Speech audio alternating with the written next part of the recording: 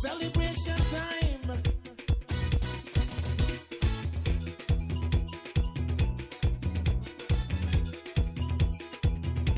It don't matter what part of the jewelry you come from. You da you and me da me. But guess what? All are we the one. See what I mean? Jump and shout all over the nation. We're breaking out with a new creation. On our recent visit to Dangriga, we met Iya and Sola Ukunseinde. The couple shared with our team how a young woman from Dangriga and a young man from Nigeria have been able to make a life together for over 40 years. We will have their story, but first, a word from our partners, Belize Natural Energy Charitable Trust, the Barry, Shell Belize, and the National Gas Company. Let's be real. Forget the propaganda, forget the hype, forget the gimmicks. When it comes to butane, only two things really matter: the value you get and how long you can stretch your dollar. That's it. Butane is my business. It's how I feed my family. It's how I send my kids to school. What matters to you matters to me. With NGC, the quality of the butane is better. In fact, customers say tanks last as much as 2 weeks longer. And the cost, it's one cost period, whether you pick it up in the north, south, or by Belmopan. One supplier, one cost, no games. This lets me compete on a fair basis, and I can then pass on better prices to you, my customers. It's as simple as that. I am Stephen Bissett, and I deliver butane in the Belize district. NGC has been good for us in Belize. We welcome the transparency, we welcome the better product, and we welcome the fairness that now prevails. The National Gas Company Belize Limited, fueling Belize forward.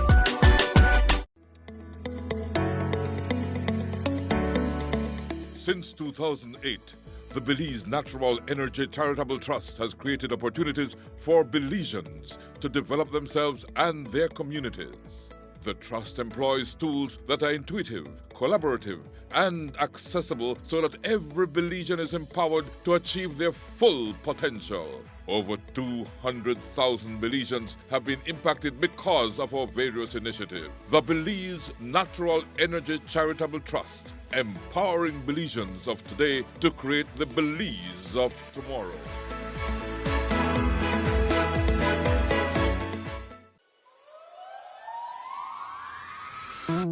We are the Barry, offering you great products, good service, and of course, the lowest prices in the entire country. Visit us in Belize City, Belmopan, San Ignacio Cayo, Orange Rock, and now in San Pedro, La Isla Bonita. The Barry. Get more? Be less.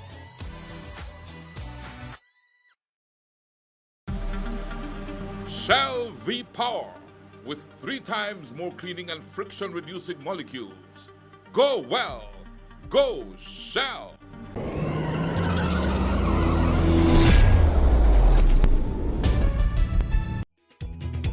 It don't matter what part of the jewelry you come from. In Dangriga, I have the fortune of meeting up with a lovely couple who I'll have the honor and privilege of talking to and getting to learn more about them. Iya, am I pronouncing it correct? Perfectly correct. And Sola Ukunseinde. Sola Ukunseinde. Yes. Really, I am honored to have been given the privilege to speak with both of you and to learn from you as to who you are. Especially Iya, well, not especially, because both of you are special, but Iya is Dangrigan. Yes, right? I am. In that she is related to a very good friend of mine who I want to wish the very best, take this opportunity and wish the very best and dedicate this show to, and wish her God's richest blessings as we dedicate this show to her. I'm talking about Sylvia Flores, because you're related to Sylvia, That's right? my cousin, yes. That's my cousin from the paternal side, Flores. Flores, Yes, sir. So you were Flores before you met this good Yes, I good was. gentleman. Yes, I was Flores. And as he says, I'll forever be Flores. Well, that is good, That so how do you refer to her? I refer to her as babe. Babes. That's beautiful. So how many years have you and Babes been together? 47 years. Yeah. That's quite some time. We celebrated our 45th anniversary in February. 20 years ago, when we celebrated our 25th, we did that at Hopkins, okay, at Jaguar Reef. So for those who were there, just remember a remembrance that 20 years ago we were celebrating 25th.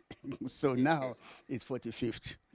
And we thank God for every day that we've been together and the product, the children and grandchildren that we're blessed with.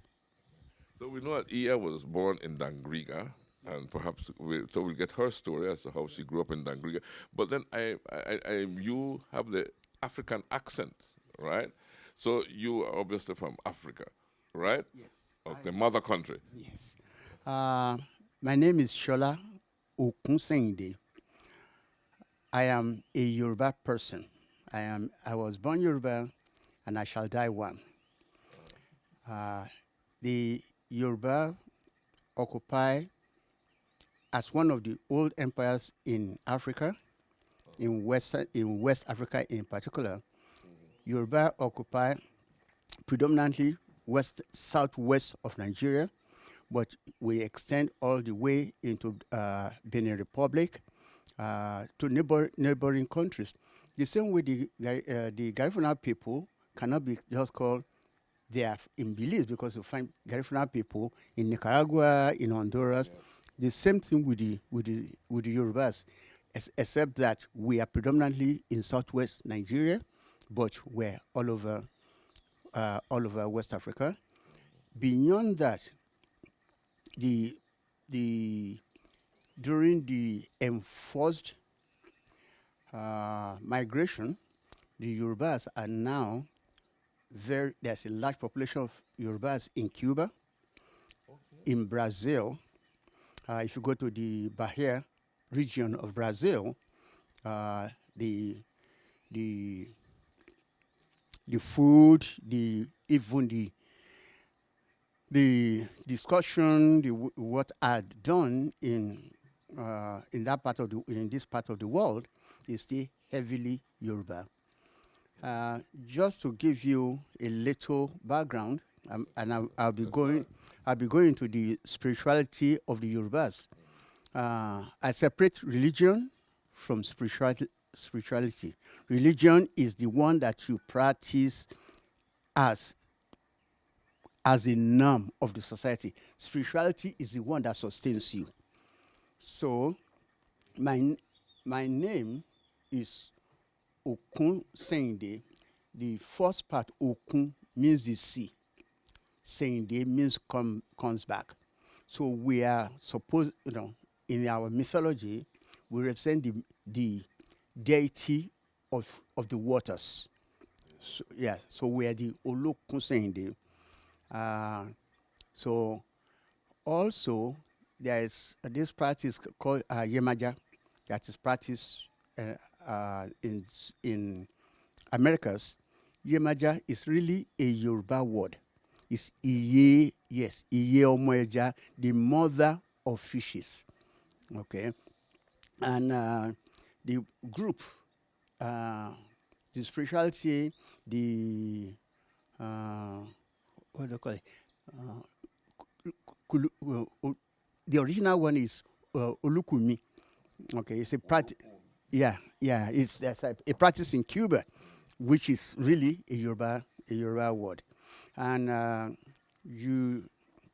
we identify with Yorubas wherever we are, because you will find that we have a commonality. So irrespective of where we are politically situated, whether in Belize, in Nigeria, in Cuba, Brazil, we are Yorubas. Okay. No, I think the big question would be, how did you two meet? How did you meet this lovely lady from Belize? Yeah, which one of you will take that one there? Perhaps both of us. Okay, let's go. I went to study in Pennsylvania. So I did my undergrad at Lincoln University, with a scholarship from the Leon Sullivan International OIC. At that time, once I had completed my first degree, I worked at St. Christopher's Hospital for a year and then applied. Of course, my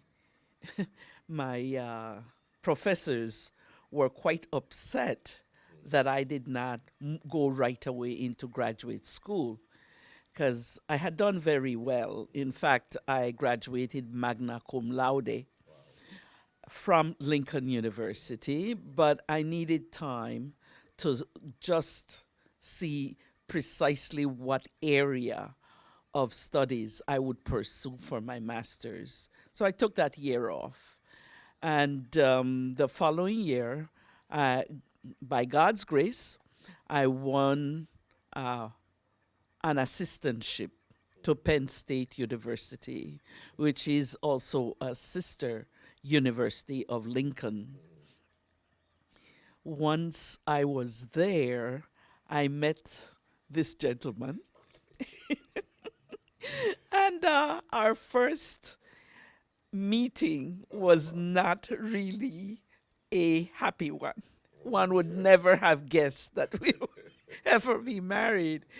So he was doing his doctorate, and I was therefore there for graduate studies in sociology and education. And once there, we met maybe the second day I was on campus, because they used to throw all of the international students into one big dorm, and you spent an entire week with individuals from all over the world. And but he had been there already, and he was president of the African Students Association, and he may take over from this point. So he was in a prominent position, so Oh, you had to notice him, right?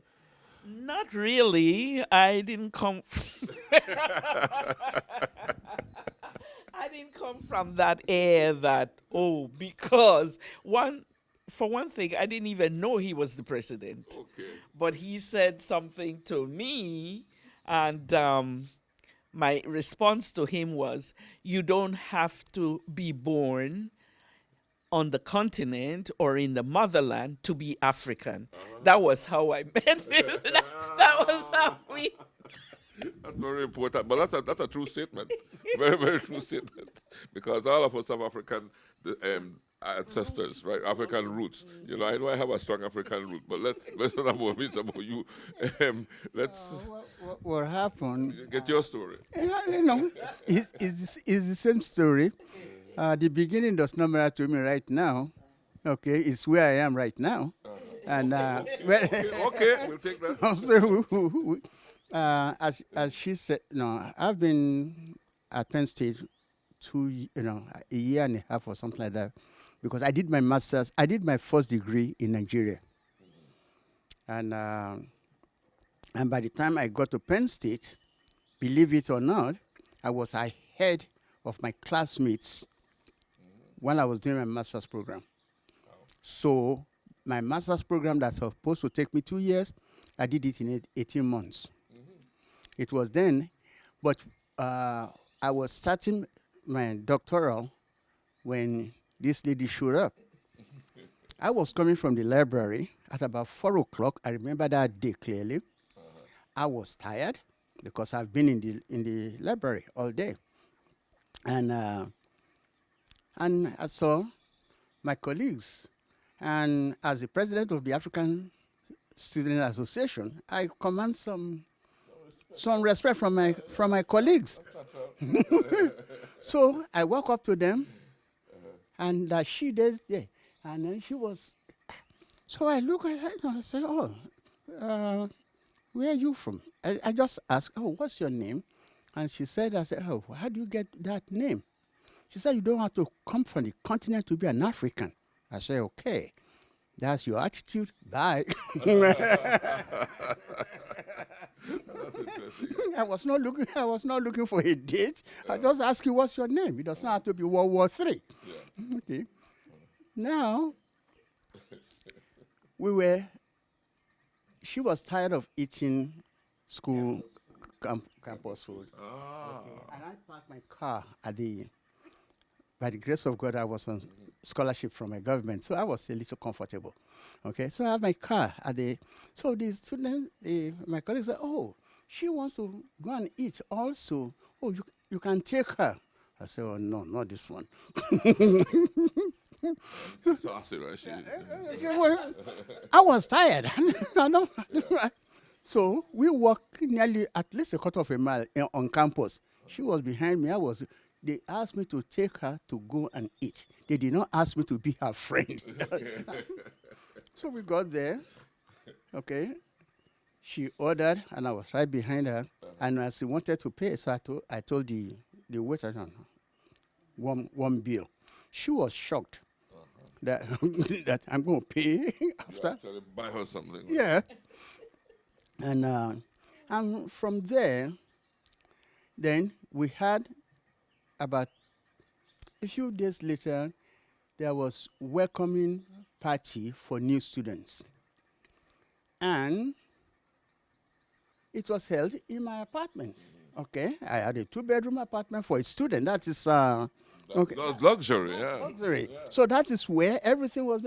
And some of my colleagues, they have cars. So I coordinate how to pick different and bring them to the party.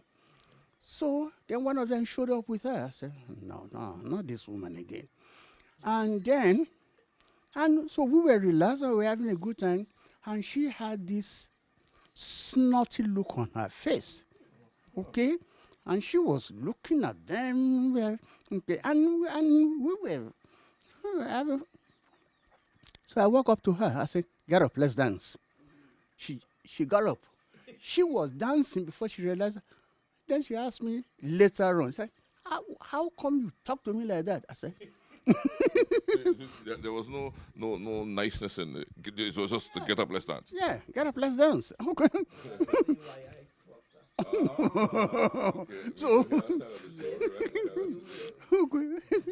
So we started dancing, and it was not really dancing because I was really monitoring my because we had to be very careful in those days. As African students, as foreign students, you just need to do a little thing before the authority steps in. So it's the responsibility of the president of that club to make sure, okay. So what we were relaxed, everybody was behaving, and so we started talking, I was looking, and then we realized that she's not as hot-headed as she sounded. So I said, maybe I'll give her a chance anyway. and from there, I mean, we had some like this later on, but it was strength, self-confidence, where the way I come across and the way she comes across. And the good part of it is that we complement. That's the main thing. Yes, we complement, and it shows even the way the children are raised. Okay, and fortunately, our children take the same way in their own family right now. Okay.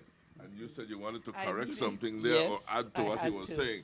The reason why I was just looking and with the facial expression was that there was a doctoral student that had been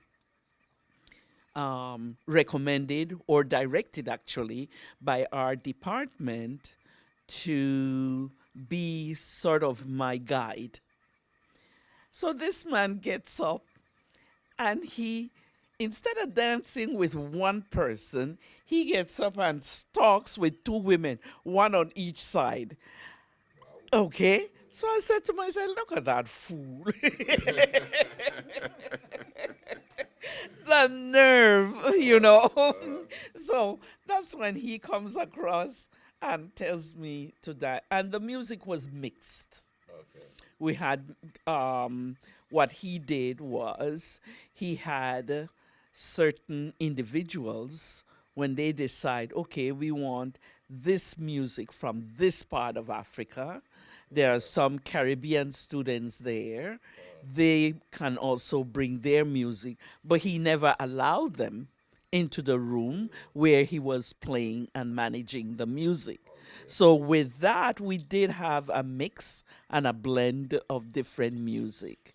So when he saw me looking at this individual like that, I guess he figured, well, you know, time to put you in your place too. But eventually, when you all sorted all that out, you had a very successful marriage with children, and 47 years later, we can sit on this forum and talk and reminisce on those early days when you met. The sparks started to fly right away, or it took a little while before they started to? Before it starts, but it was, you know, it was growing there, and naturally, before I was doing I was a grown up and everything, but if I'm going to seriously get into a relationship, there are some things that I need to know. You need to know who the woman is and who her family is.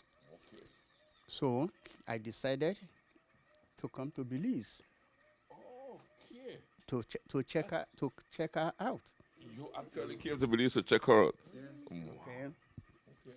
And I was with when I first came, I stayed at in Dangriga. I stayed at Pelican, and after about 2-3 days, the mother said, "Why are you staying at Pelican? We have a room." So because it is too aggressive and rude for you to go to somebody who could be your prospective in-law and start just mingling like, we don't you don't do that. So I took my time. I saw them. Yeah, I think I can deal with this. And so I was here for at least a week. 2 weeks. 2 weeks. Oh, yes. And the funny part of it was that for those 2 weeks, I hardly put sentences together because we are supposed be quick to hear, be slow to talk. So my mother-in-law, of blessed memory, said, Shala, what do you want? This fish, ma? No. Yes, ma. So the mother was so concerned that she asked her, does it talk? Because you were just mumbling responses. I was, I'm here to gather information. Yeah. Okay. So then I wrote a letter. Her dad was in Honduras. So she already wrote a letter to her dad that she met me because I told her, tell your parents, this is what we're doing. Okay, so I don't want to go down the road and then somebody says. So she wrote to her dad, and her dad wrote me a 1-paragraph letter. This is merely to acknowledge your letter. When we meet, we'll talk. That was it? That means That was it. so that must have blown your mind, right? Because no. Just to if I get the picture correct, your dad was in Honduras. Yes, he was. And your mom was here. Yeah. Right. Yeah, Okay. yeah, So let's establish that. So when you get this letter, know what you did? No, I told her.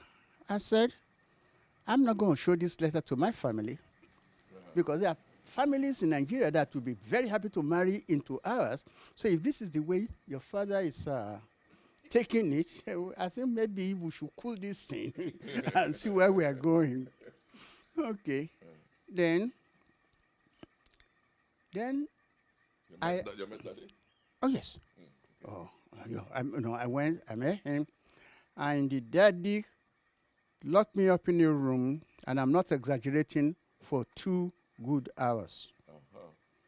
Only the daddy and myself. But by that time, I've already, you see, if you want something and you're convinced that you want it, I don't have anything to hide. I'm not afraid of anything. Bring your questions. And I was very, but also at that time, I was a little, when I was a kid, I acted like a kid. I was a little, maybe not hot-headed, but a little warm-headed. How old were you? I was in my 20s. Okay. So the father asked me, I learned that in Africa, many have many wives. Do you have a wife? No, sir. Did you plan to have other wives? I said, not likely, sir. Not likely. They must say no. Not likely, sir. My father had only one wife. My grandfather had one wife. My brothers have one wife. So the chance of me showing, doing that is not likely, sir. That was my answer. Not too smart an answer, but but he was impressed. And he asked me some questions. So by the time I finished, I came and I said, hey, you sold, girl. Okay. Then I arranged for her to go and meet my family. In Nigeria? Yes, in Nigeria. And I arranged the deck in her favor. My cousins, my brothers, slightly younger than myself, that I can control. I told them when she gets there, you escort her to places and she went and the first place to go was my grandmother, the matriarch. Okay. That grandmother raised me until I came to the U.S. from 2 years old. And I know if she approves, everything is okay. So she went, and my grandmother approved. Okay. My grandmother hardly spoke English, but she understood enough, and she approved. And I know she approved because when she came back, she said, oh, I met your grandmother. She's so very sweet. And she took a hair tie and put it on her head. I said, oh, my God. Babe, you don't know what that means.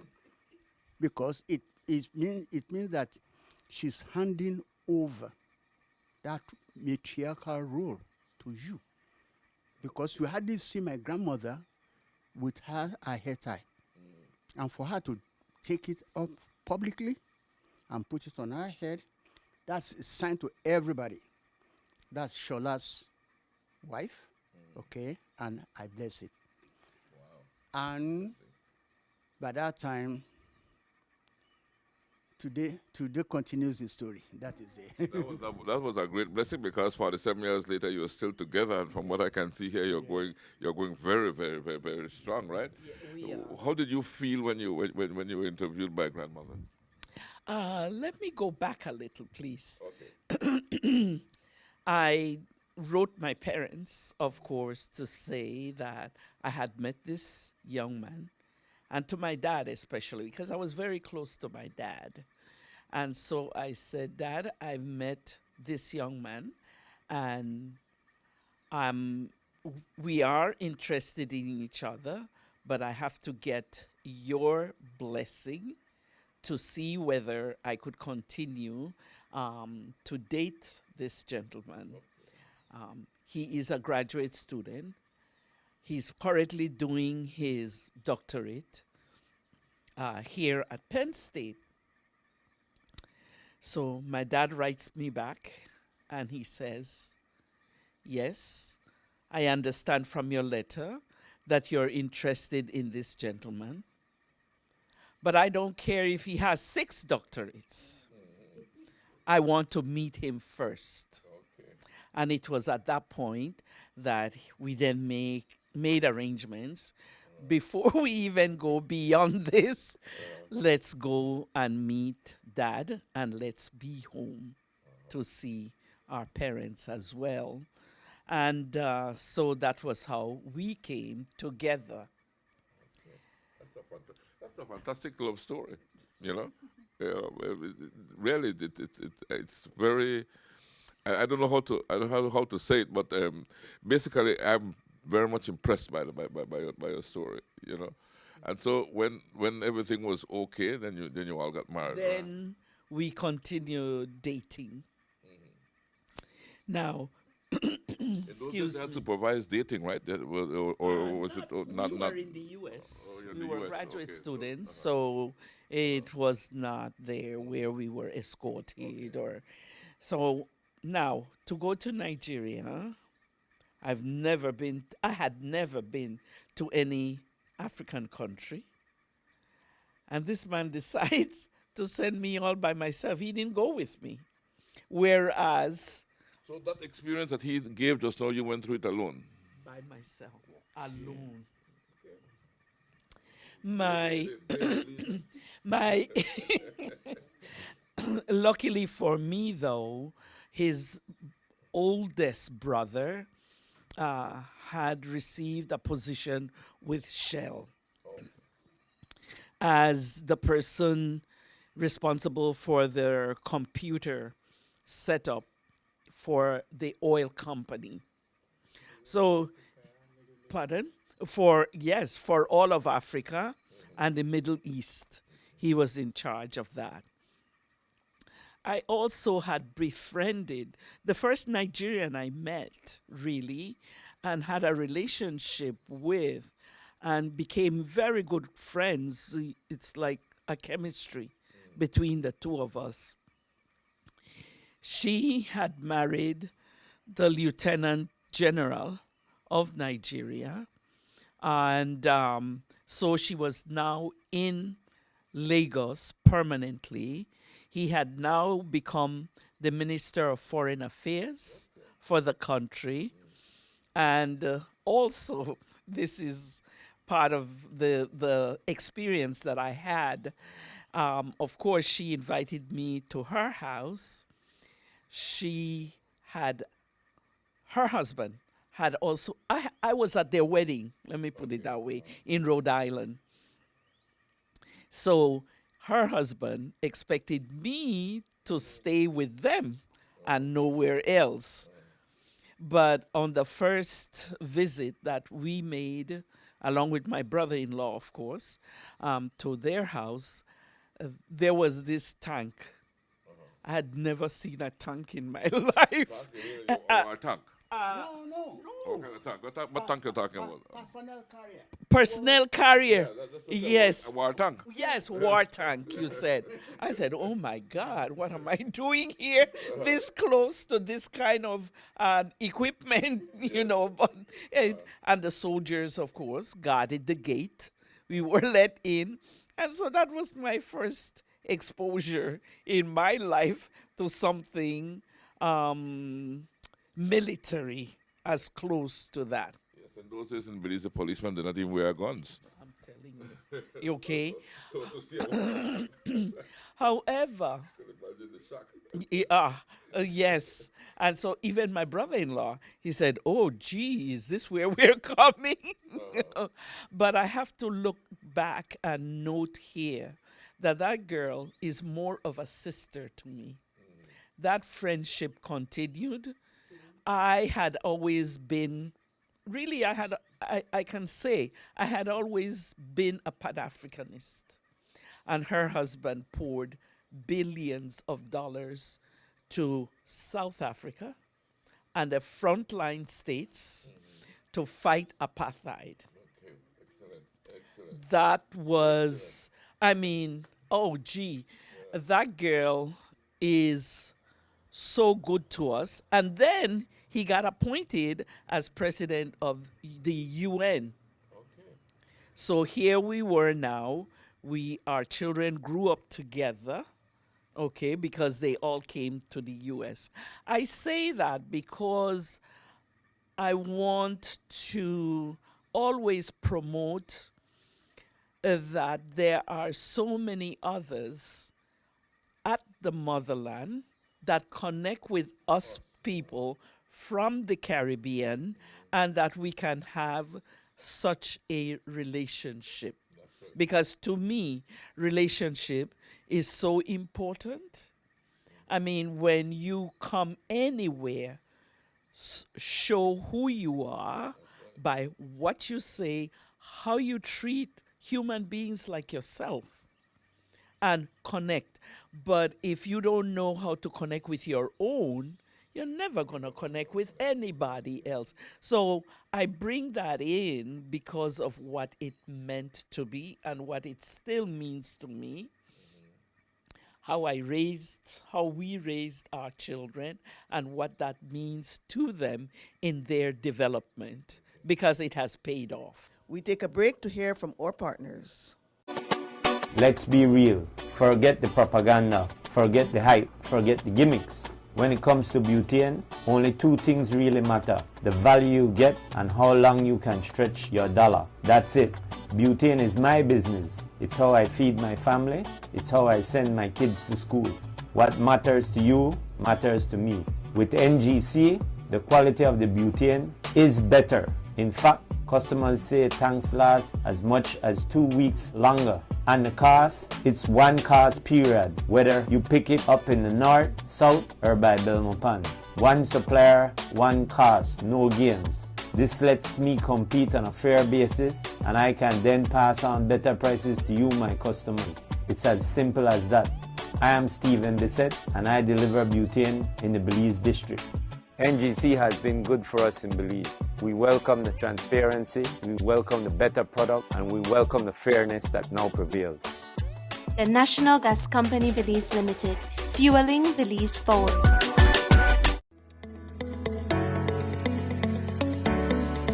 Since 2008, the Belize Natural Energy Charitable Trust has created opportunities for Belizeans to develop themselves and their communities. The trust employs tools that are intuitive, collaborative, and accessible so that every Belizean is empowered to achieve their full potential. Over 200,000 Belizeans have been impacted because of our various initiatives. The Belize Natural Energy Charitable Trust, empowering Belizeans of today to create the Belize of tomorrow.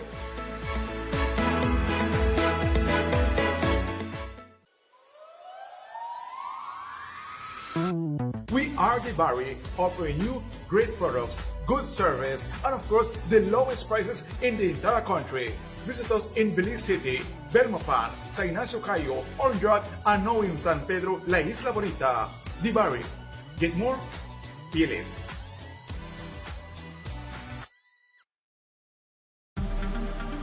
Shell V-Power, with 3 times more cleaning and friction-reducing molecules. Go well. Go Shell.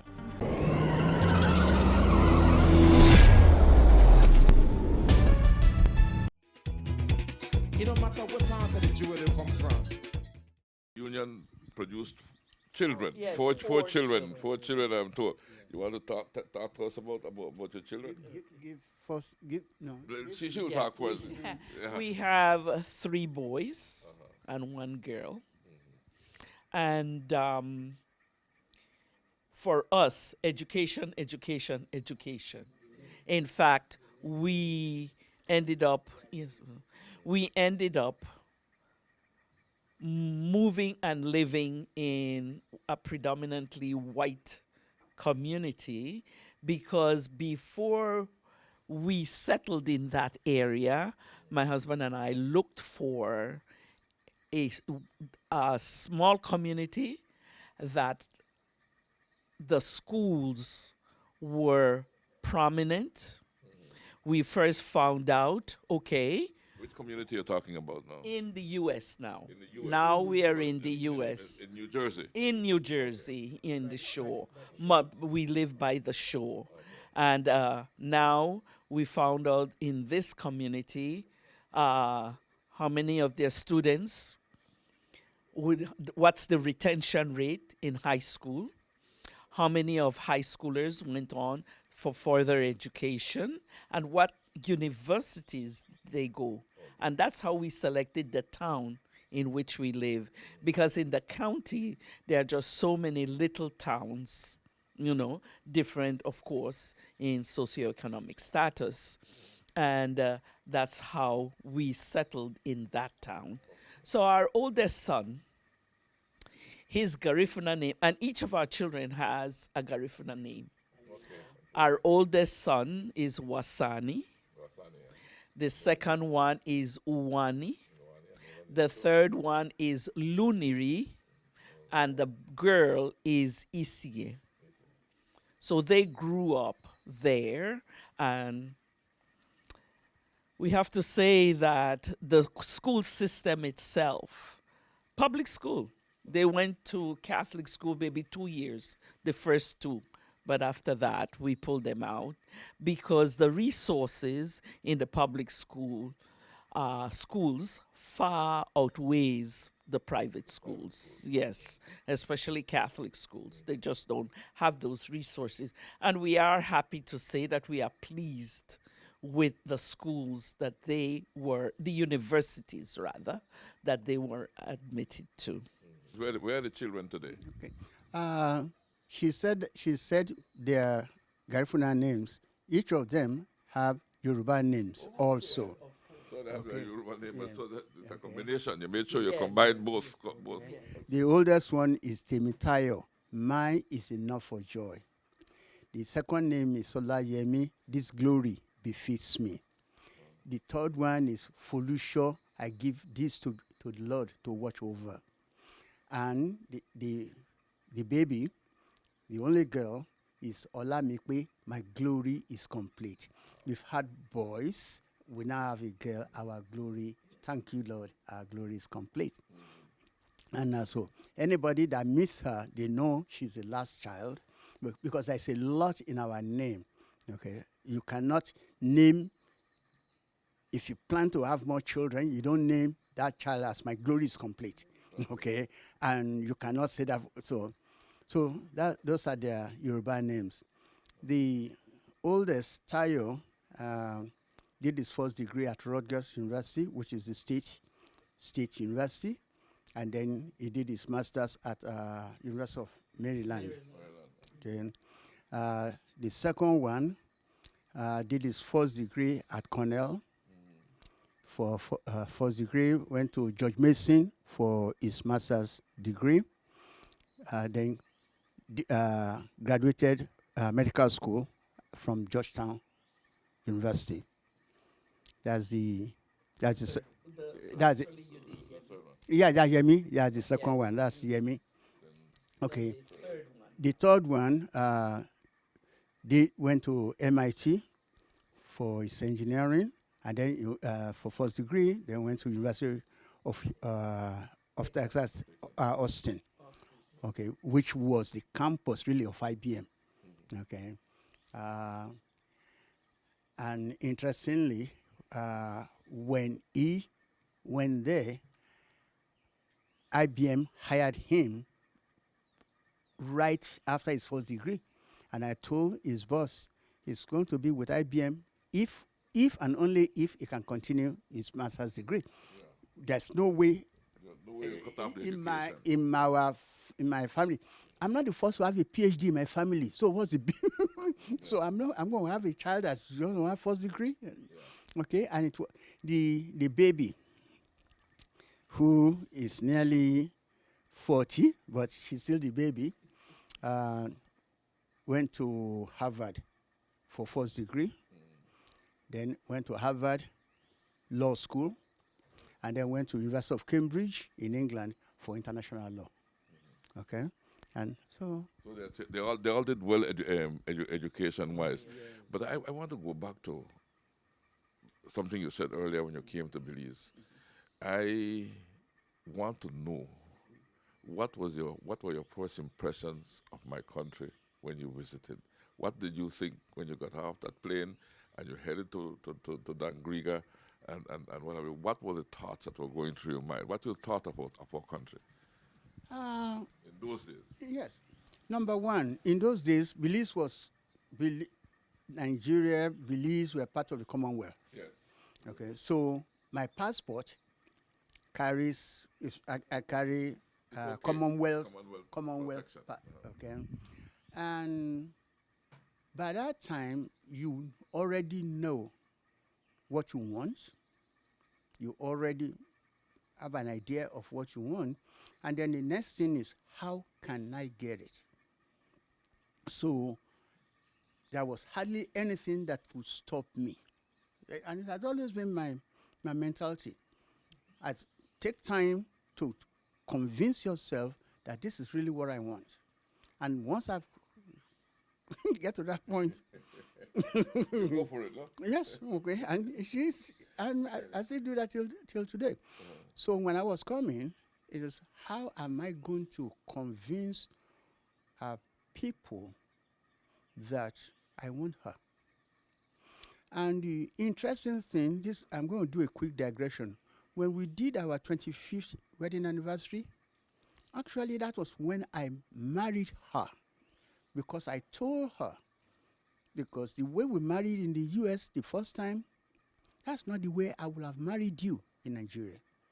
Yeah. So our 25th wedding anniversary is for me to marry her in the presence of her people, with all the flamboyant, and we have people from Nigeria, from the US that came to our 25th. We took the whole of Jaguar Reef. Yes. Jaguar Reef. Yes, we took you. We took all of them. Okay, for over a week. Week at Jaguar Reef. That's a high price tag. Okay, but so when I was coming, it was, how will you make it work? So I saw the beauty of Belize, because I was coming to see the beauty of Belize. Okay, and I saw the commonality, because I went with my mother-in-law, and I went to the farm with her, and I've been in the U.S. for a couple of years there, and to go to the farm and see a farm like where I come from, I was so comfortable, and nobody was looking at me. So I was, like a typical bush boy. I was enjoying the farm. The joke though, we first went to see our dad, and when Dad approved, so we came back to Belize. When we got to the airport, they said I needed a visa. I said, need a visa? That's 25 years later, right? No, I'm done 45 years ago. That's 45 years ago, you need a visa to come to Belize? Yeah, That's what they told me. They said I needed a visa. But, okay, I understand that. Well, no, we are part of the Commonwealth. Yeah. I am carrying a Commonwealth passport. I shouldn't need a visa. So I was convincing the airline. I said, I don't need a visa. So I said, call the British. If I'm going to get a visa, I will get it from British consulate. Yeah.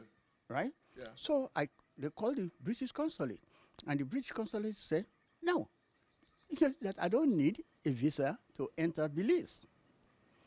So the airline were still a little, I said, listen, don't worry. If I get there and they don't let me in, I'll just keep on, because I have my ticket all the way back to the US. So if they don't let me in, I get back on the plane. But I was not planning. Okay, so that in those days. So I showed up at the Belize airport. The same guy that they called from Honduras, the one that said I need a visa, happened to be the custom officer that day. It wasn't a good old man. Yeah. So the man said, didn't I tell you that you cannot come for a visa?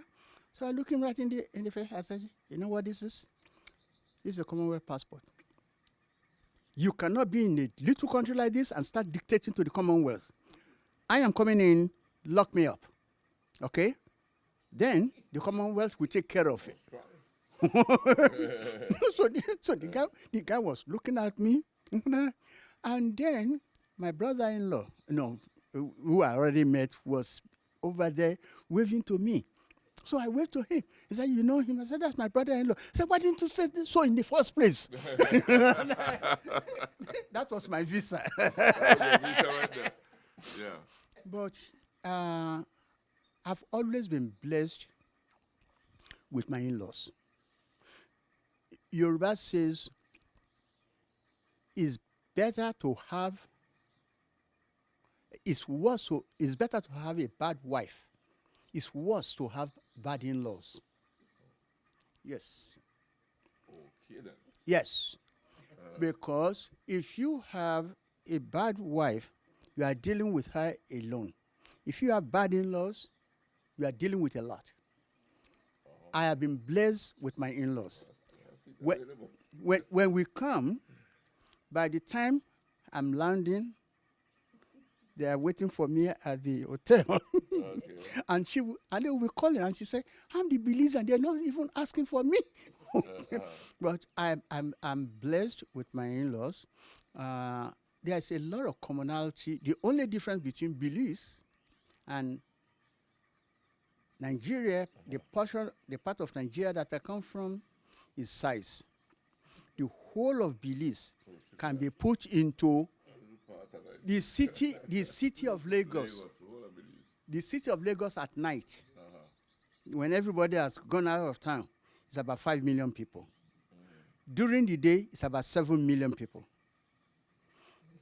So we have 450,000 people in Belize. And at that time, 40 years ago, when you came here, we only had about 150,000 or something like that. Yes, yeah. But right from the beginning, I felt at home because I have very good in-laws. Okay, and I enjoy my in-laws and not only the men, because when I get here, I put her aside. I join my bodies. she will go to the room. She says she's tired. Go and sleep. Okay. And up till today, I am blessed with good in-laws. Okay, that's a fantastic story. You're living a charmed life.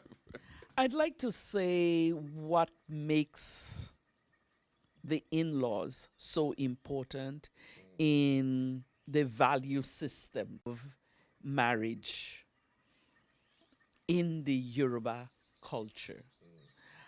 It's important to say that because the question would become in-laws. Why would they be far more important than your partner? When you're married to a true Yoruba man, you're married to his family. You're not married just to him. Ever. And the mistake sometimes, because we have become so individualized in our own perception of family and relationship, we believe that, as long as it's the husband and the wife, that's done. I mean, the marriage is there. And that's not so. My mother-in-law, when we were in Nigeria, because we lived in Nigeria for a whole year, my husband said that for his children to know who they are, we were going to live in Nigeria for a year. And so we did. My mother-in-law can drop in at our house any time of the day or the night. Talk about call me and tell me, I'm coming. You're going to make a mistake. Grave mistake, because you're the one that's going to pine away about what kind of people that they can drop in my house anytime they want. And when my mother-in-law comes, I am supposed to have food on the table ready for her. If she decides to stay overnight, that's her choice. I don't tell her how long she's to stay.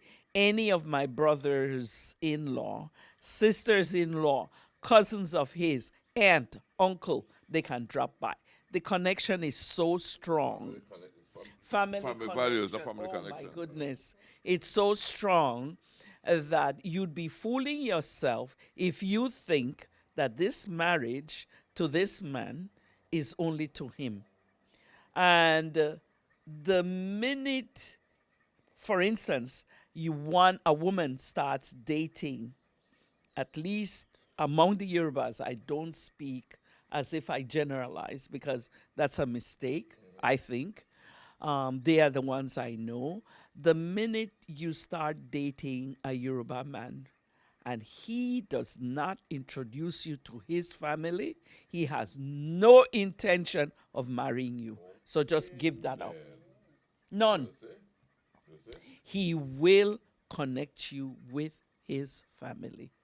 And that's how you know. When the matriarch,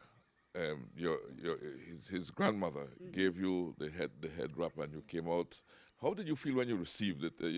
What was going through your mind as you received that? I didn't know what it meant. Okay. I didn't know its significance, but I knew it was important. Okay. That's all, and it's when I got back to the U.S. and I told him, and he explained to me what was underlying that symbolism is when I understood. And as I grew into the family, I understood. But prior to that, I would not have known, okay? But the two things that really impressed me about my husband, one was family. He was always talking about his family. The connection and how he always felt so good about his family and his spirituality. Those were two values in addition to others, of course. The man was smart. and we'll find out about all that smartness in a few. The man was brilliant. And so, when I put all those together, but those two values meant a lot to me as well. Family and spirituality. Yes. Now, we touched on family, but I'd like to ask you to touch on the spirituality part of it, the importance of that spirituality part, and what spirituality is she referring to? It's the biggest joke when people that don't know me think they know my God better than me. For you to come and say, oh, you are a pagan. I am a pagan. You don't know me. Because from the beginning, everything that we do in my culture starts with God. If you look at all my children's names, my name, Shola, the full name is Olushola. The Lord made this. Folusho, given to the Lord to watch.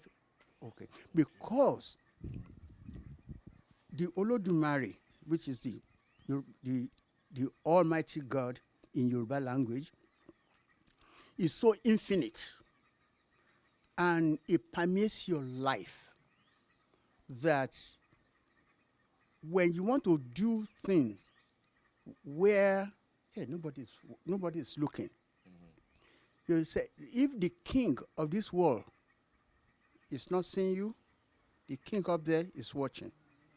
Okay?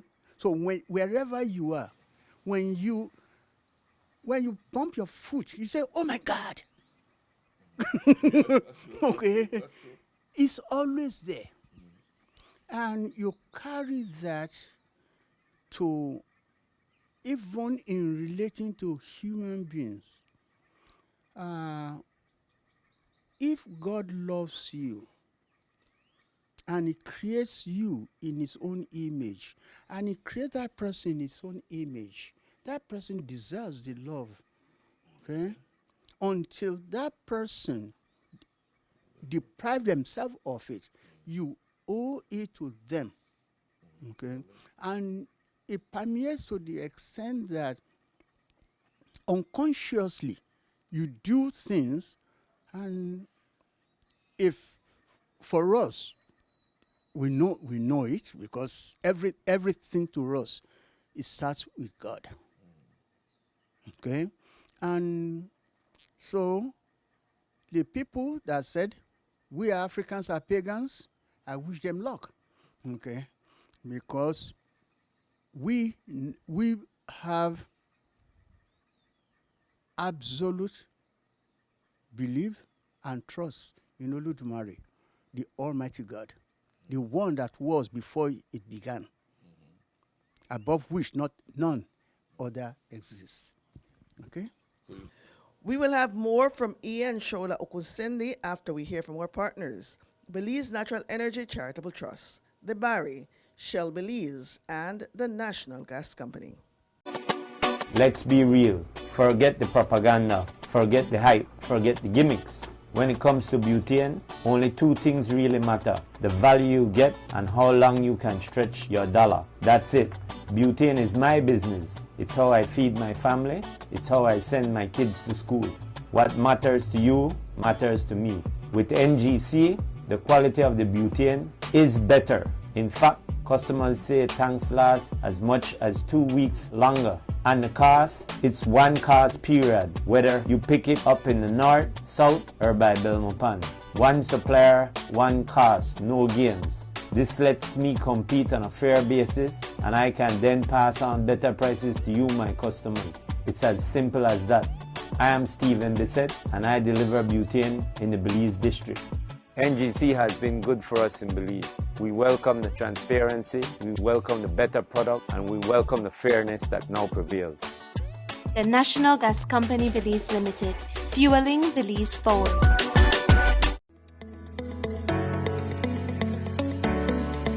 Since 2008, the Belize Natural Energy Charitable Trust has created opportunities for Belizeans to develop themselves and their communities.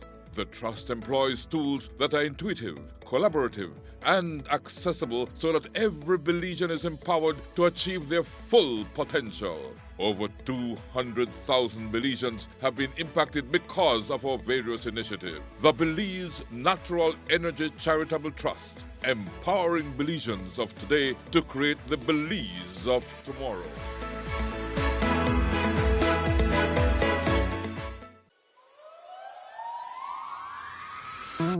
We are the Barry, offering you great products, good service, and of course, the lowest prices in the entire country. Visit us in Belize City, Belmopan, San Ignacio Cayo, Orange, and now in San Pedro, La Isla Bonita.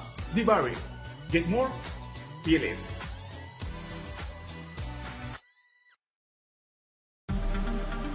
Shell V-Power, with 3 times more cleaning and friction-reducing molecules. Go well. Go Shell.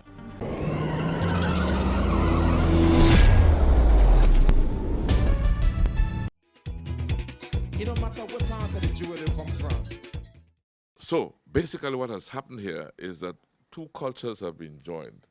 The Belizean Garifuna culture and the Uruba culture of Nigeria, right? Now, let's look at that cultural union. Where how did it all work out, and where the children and Yes. you all are concerned? Okay. That's a very good question. Because we are from 2 different sides of the world, the Atlantic over there and the Caribbean Sea flowing into the Atlantic. While our children were growing up, I already saw how much the Yoruba and the Garifuna cultures were related. Okay. However, I still wanted them to know that as a Garifuna,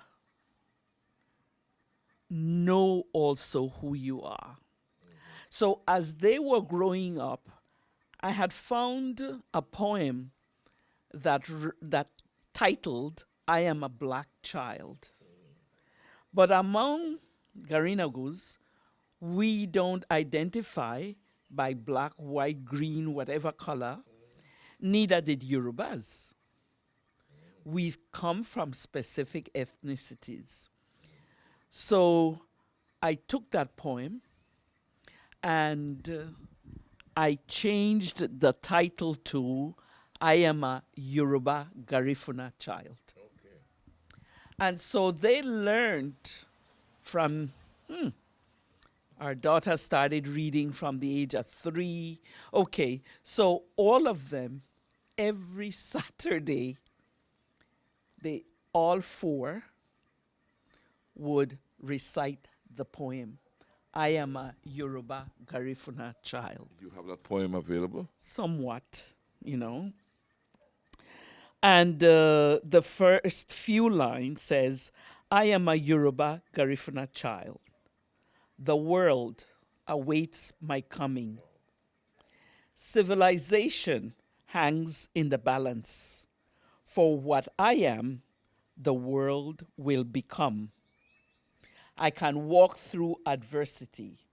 I have my self-confidence. And an appeal to the parents that says, give me, addressing the parents, as it is your duty unto me to nurture, stimulate the best of me, to love my God, myself, and my people.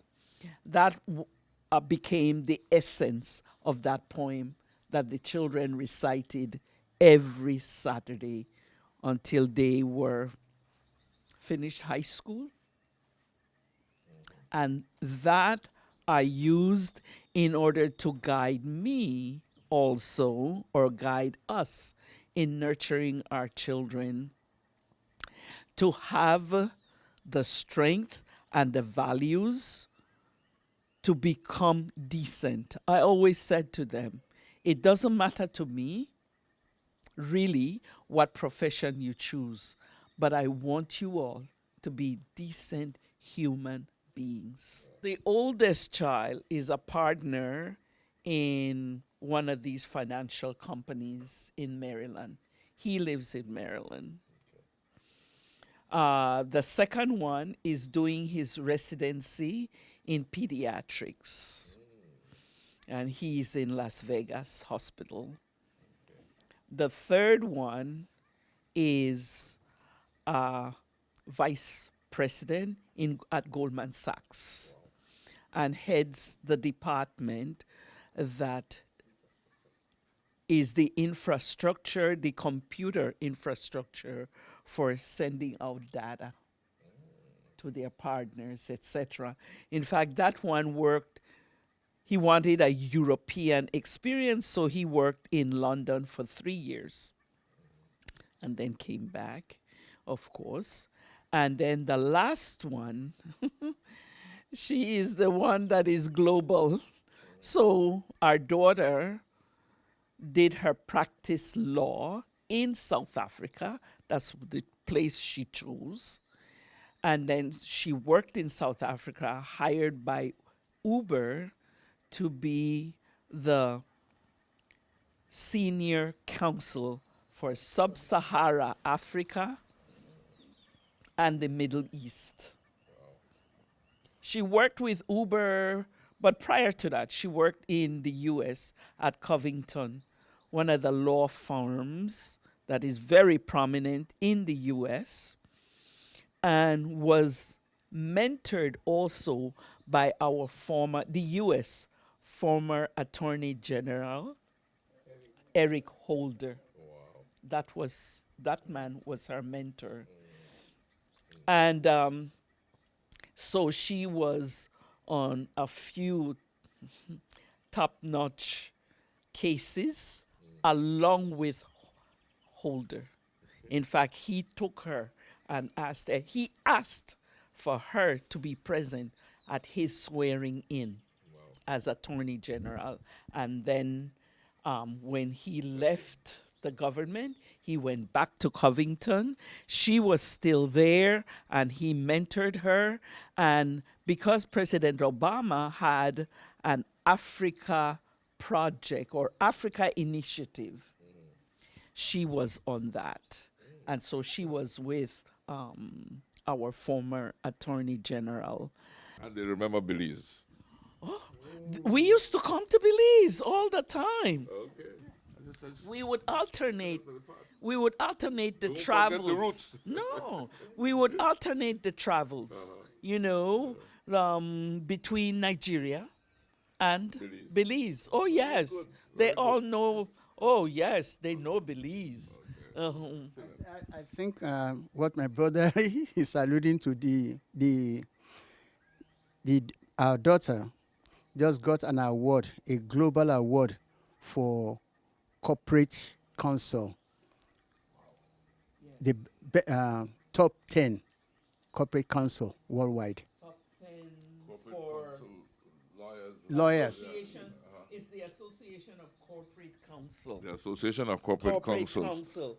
For the year 2022, the top 10 for the ones 30 and something, and your age. your daughter She was awarded. Call her name. Olamipwe Isien Ayinke Okunseinde was one of the awardees of that council. Excellent. Excellent. Congratulations. Actually, because people are familiar with bookings.com, Yes. she is the legal head of bookings.com. Booking.com for their public affairs and strategies, for strategies and policies.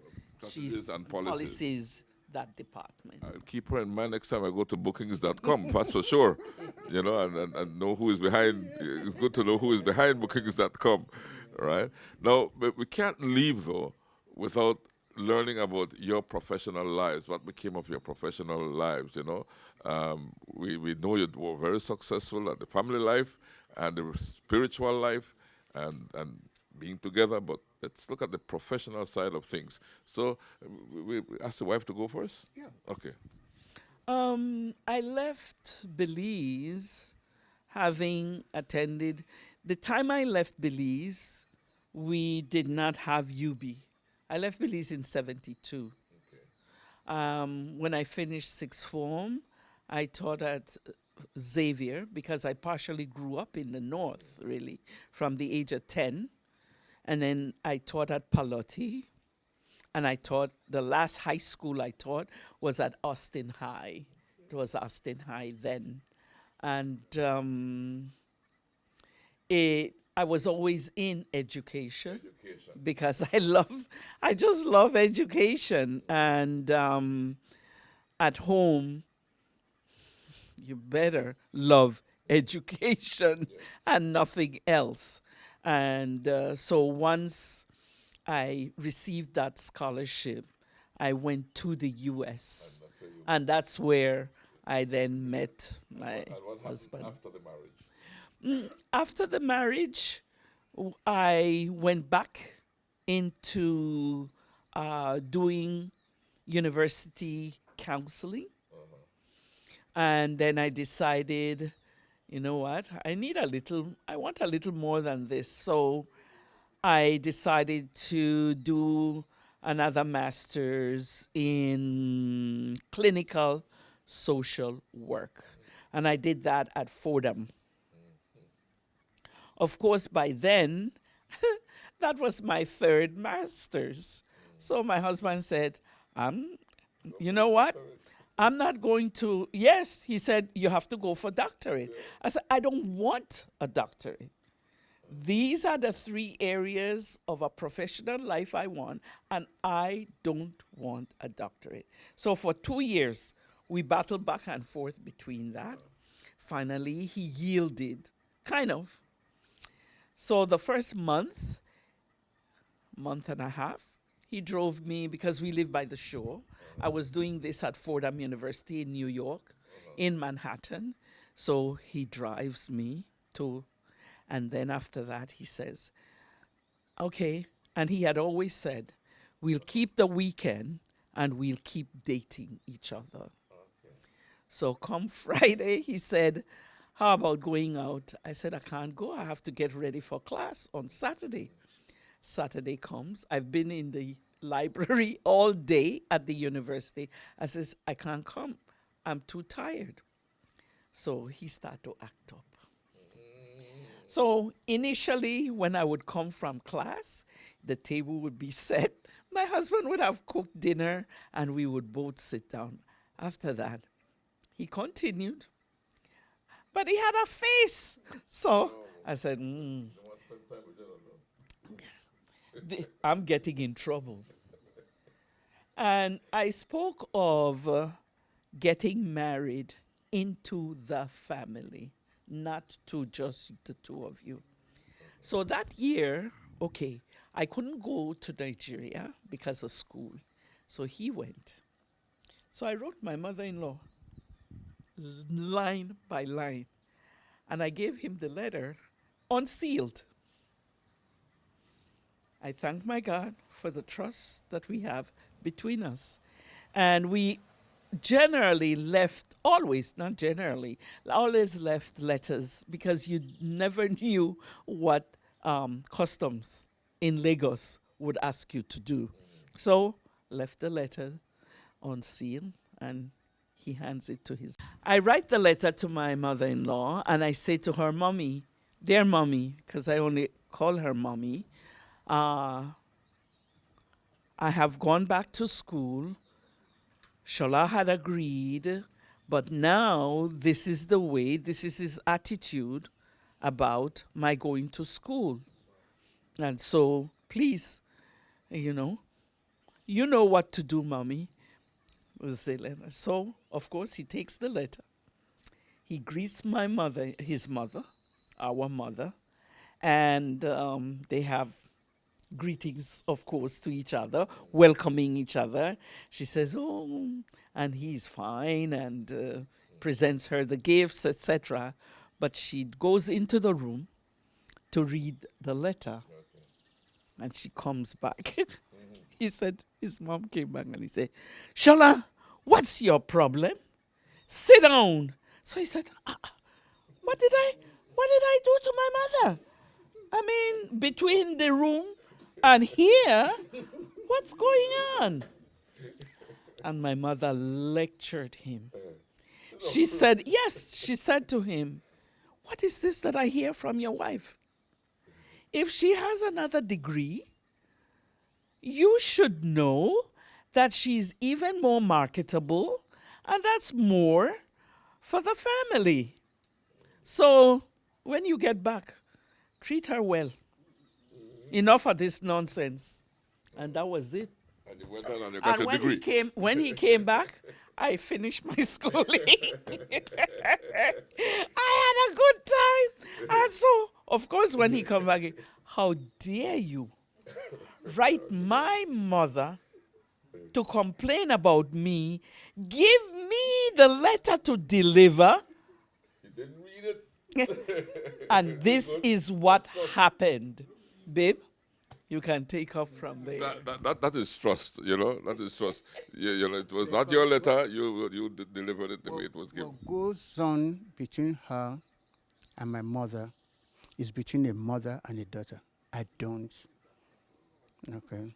She had been there when my mother would scold me. Okay. She was there one time, without going into the detail. Something happened in the family, and I played typical Shola. Okay, I went home, I gave some of my siblings some gifts, and one in particular I did not give. Okay, because she wasn't, so my mother got to know.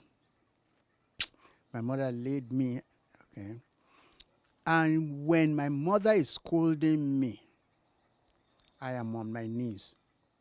Yes. And you look down, and all you could say, Emma Bino, don't be upset. Don't be upset.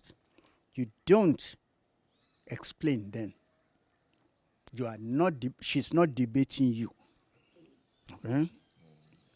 It took me 2 days later before I went back to my mother and said, Mommy, please, I'm sorry I upset you. But this is what I did, and this is why I did it. But when she scolded me, you just say, Emma Binma, Emma Bino. There might be, no? Yeah. I would like to add here that my mother-in-law then, if that's your issue with your sister, then that's your issue. She came to me and she said to me, Iya, I want you to find something and to give my daughter. Okay, so you compensated for him. That's my only daughter. She said, that's my only daughter, and I want her also to receive a gift. And I promised her, I said, Mommy, I will. I will. So, Mommy Ruth. Yeah. Now let's look at the professional side of your life now. Okay. I am an engineer, semi-retired. I think I'm retired until about 3 months ago. I got a call from one of my my clients. Okay. I specialize in system controls. I have 3 areas of specialization by industry. In transit, electric trains, the power, if you're familiar with electric train, there is a pantograph, there's something on top of it.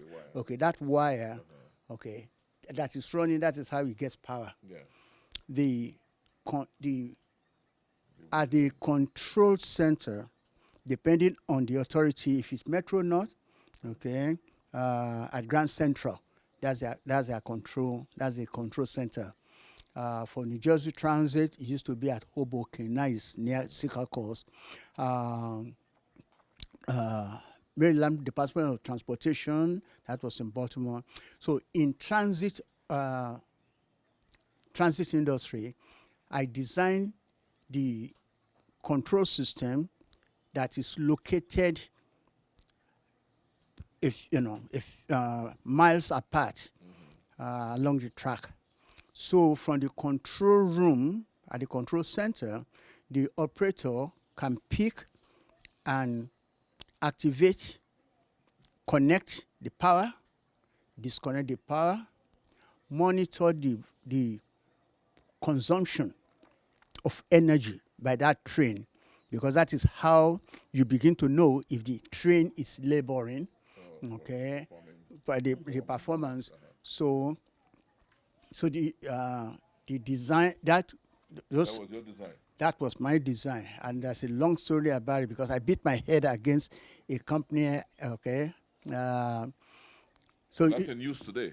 Right? Oh yes. So in New Jersey Transit, I did New Jersey Transit, all electric trains in New Jersey. I did Metro North from all the way to New Haven. I did Long Island Railroad. I did Baltimore. That is in transit industry. That is the remote terminals. The control room itself is another study, because to design a control room whereby the operator can quickly get the information that you get to that operator to be able to take action.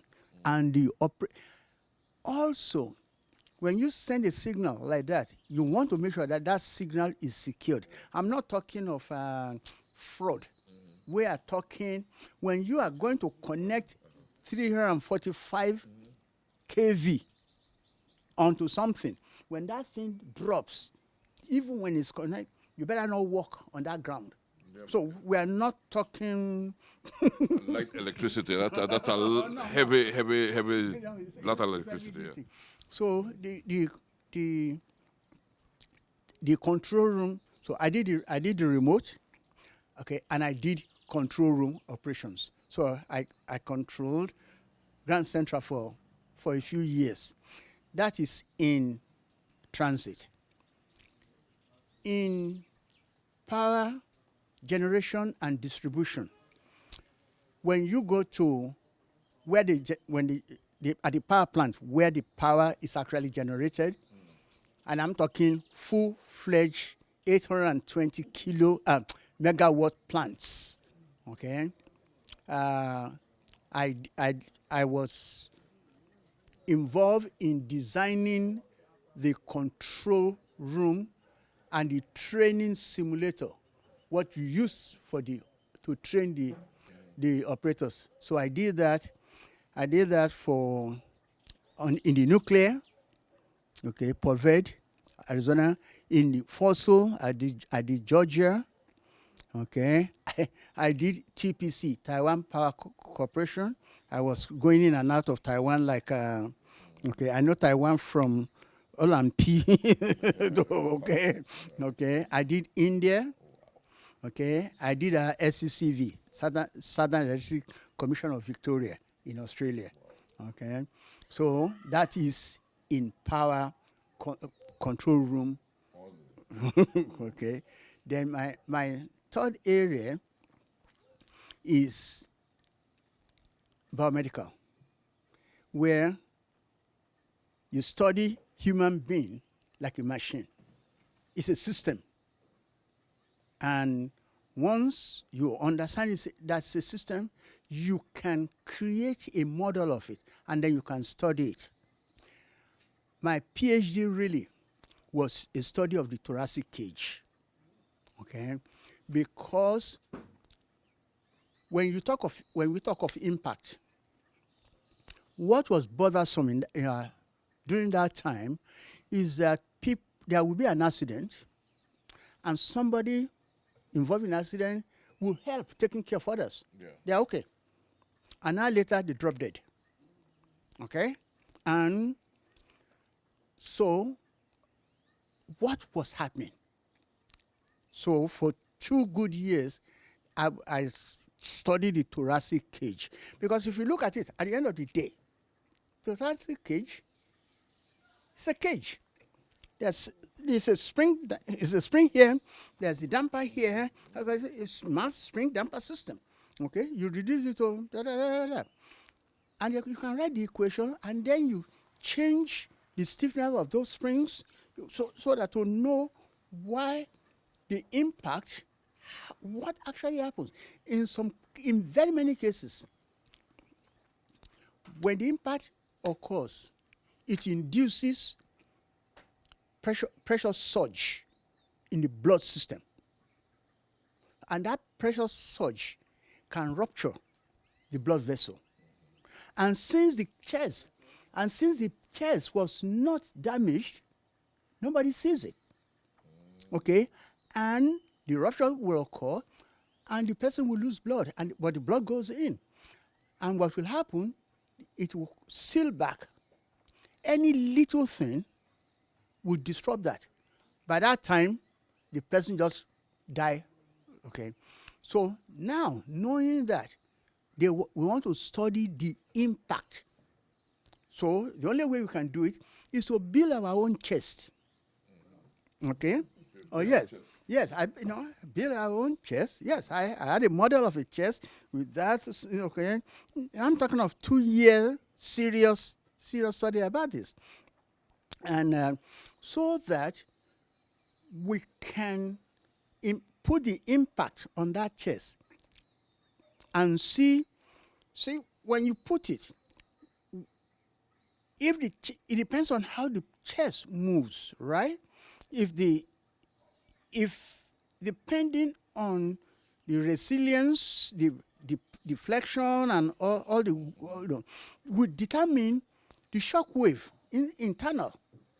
So you don't have to crack the cage before inducing the okay. So we did that. So I developed an impact system whereby we practice it on the chest that I built, my thoracic cage, and we can vary. We have control over that impact. How heavy the impact is. What is the duration of that impact? What is the shape of that impact? Do you just do it, or you do? Okay. So by varying the magnitude of the impact, the shape of the impact, the duration of the impact, okay, and changing the damper system, how much fat is there to absorb, okay, all those we were able to study. We can put different level to it. More, then furthermore, about a year into the study, we realized that, oh, that's another parameter. Because in the cardiac cycle, you know, when you see the hospital, right? When you're watching, okay, the EKG, okay, in the cardiac cycle, it depends on when that impact comes in.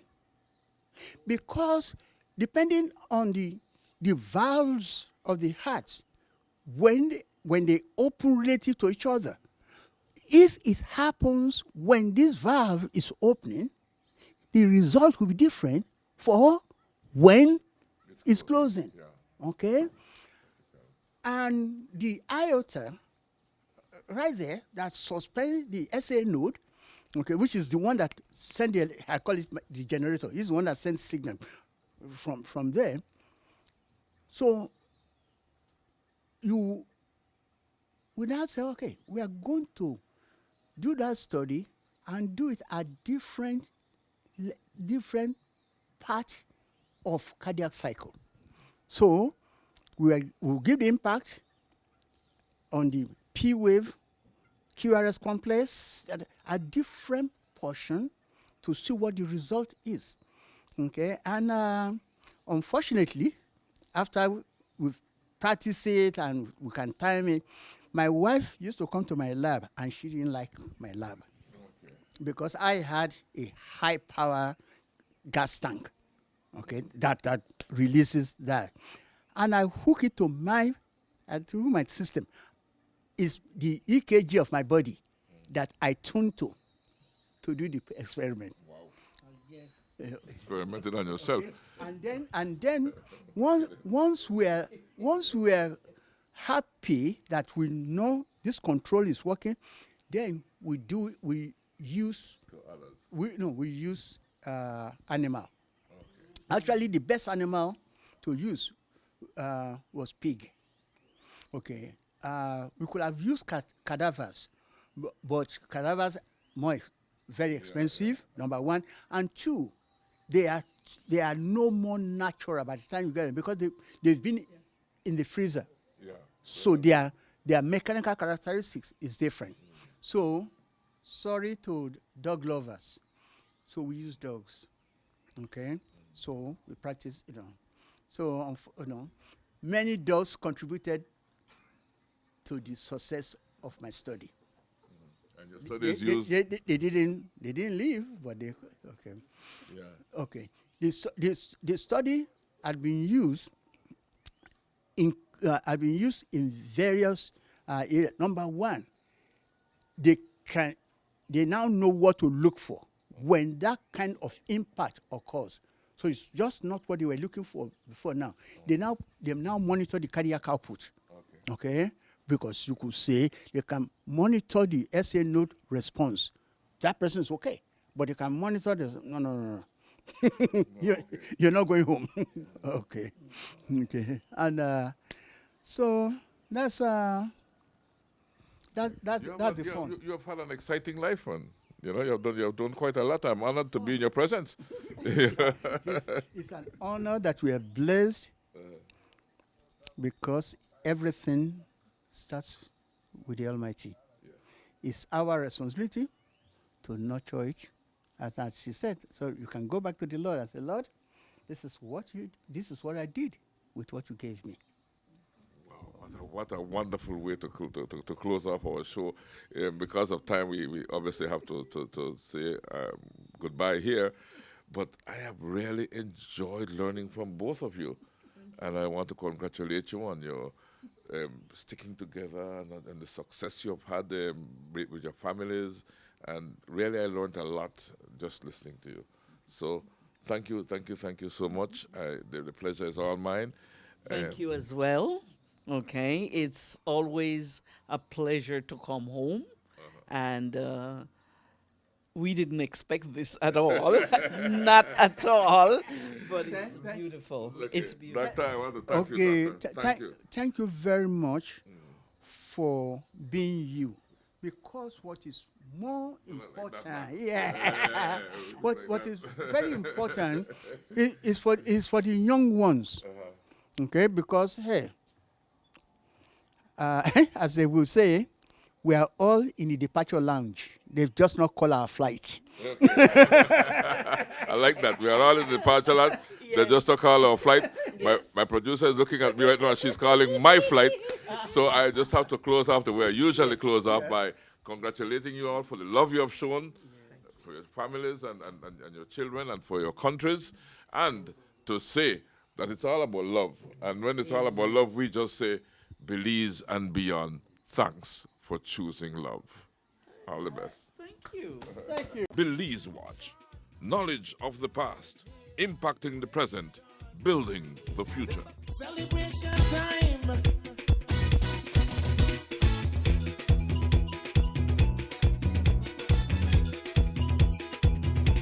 It don't matter what part of the jewel they come from.